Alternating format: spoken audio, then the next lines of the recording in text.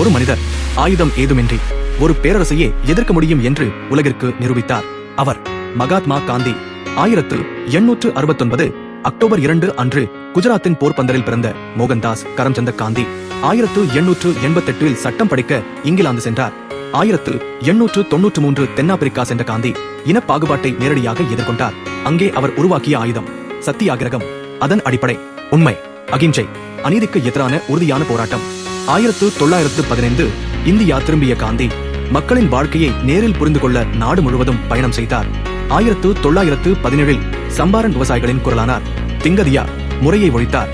அடுத்து அகமதாபாத் தொழிலாளர் போராட்டம், கேதா சத்தியாகிரகம், மக்கள் தலைவராக உயர்ந்தார். 1919 ரிலட் சட்டத்திற்கு எதிராக சத்தியாகிரகம். அதன் பின்னர் ஜாலியன் வாலாபாக் படுகொலை, தாகூர் பட்டத்தை திருப்பித் தந்தார் காந்தி. கைசர் ஹிந்த் விருதை துறந்தார். ஒத்துழையாமை இயக்கம் மகாத்மா காந்தியால் செப்டம்பர் 1920 தொடங்கப்பட்டது. உத்தரப்பிரதேசத்தில் உள்ள சௌரி சௌரா என்ற இடத்தில் பிப்ரவரி 5, 1922 அன்று நிகழ்ந்த வன்முறை தாக்குதலில் காவலர்கள் கொல்லப்பட்டனர். உடனே இயக்கத்தை நிறுத்தினார் காந்தி. 1928 சைமன் கமிஷன் புறக்கணிப்பு. கோ பேக் சைமன் என்று முழங்கியது இந்தியா.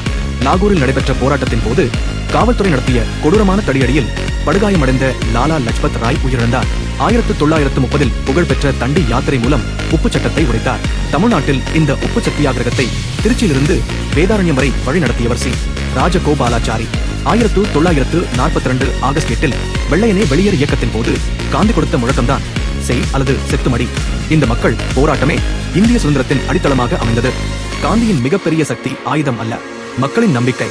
ஒரு மனிதர் எழுந்தார், ஒரு மக்கள் இயக்கம் எழுந்தது. அதுவே இந்திய சுதந்திர போராட்டத்தின் புதிய அத்தியாயம்.